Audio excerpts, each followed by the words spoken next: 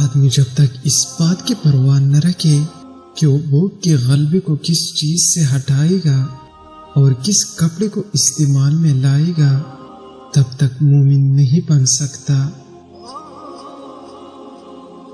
بہترین ایمان حسن یقین ہے اور بہترین شرافت بدل احسان ہے۔ جس بندے کا ایمان سچا اور صادق ہے اس کے لیے نجات ہے۔ اللہ تعالیٰ پر ایمان رکھ اور اس کے فرمان کی فرما برداری کر۔ اللہ نے جس چیز سے تجھے رکا ہے رک جا، اسی میں تیری بھلائی ہے اور کامیابی کا راز ہے۔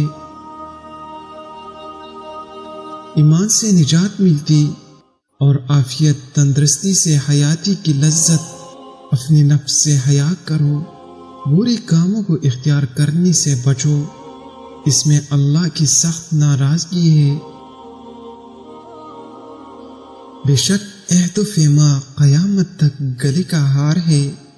جس نے ان کو پورا کیا اللہ اسے اپنے ساتھ ملائے گا، اور جس نے عہد کی خلاف ورزی کی ان کو توڑ دیا اللہ تعالیٰ اسے ذلیل کر دے گا۔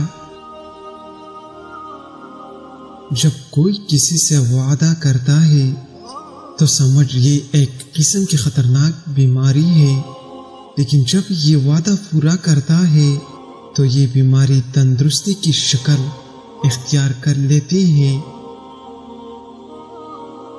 جو بندہ وعدہ کو پورا کرتا ہے سمجھ لو وہ بندہ اللہ کا پیارا ہے، اس کی صحبت اختیار کرو۔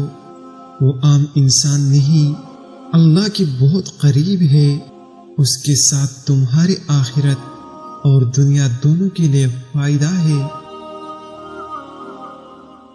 جو اللہ کی نافرمانی کرتی ہے اور پھر جو لوگ ایسے لوگوں کی صحبت میں اٹھتے بیٹھتے ہیں وہ لوگ خود کو بھی اللہ کی نافرمان لوگوں میں شامل کر لیتے ہیں، جو آخرت میں ان کے لیے سخت نقصان ثابت ہوں گے۔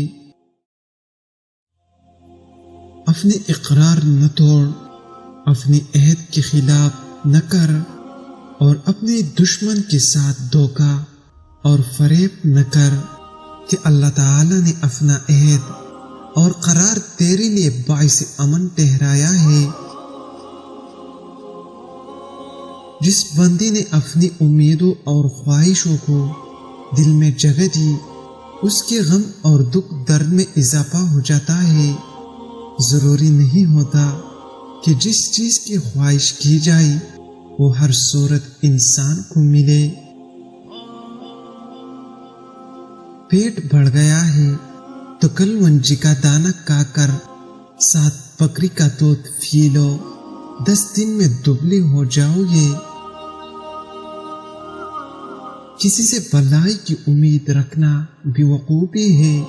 کوشش کرو، اپنے اوپر بھروسہ کرو اور خود ہی ہمت کے ساتھ آگے بڑھو۔ تمہیں کسی سے نہیں بلکہ دوسروں کو تم سے امید ہو۔ وہ بندہ انتہائی خوش نصیب ہے اور مبارکباد کا مستحق ہے جسے اللہ کی عبادت کی توفیق ہوئی۔ مبارکباد ہو اس بندے کو جسے اپنے گناہوں پر رونا آیا اور اس نے اللہ کی یاد میں آنسو بہائے۔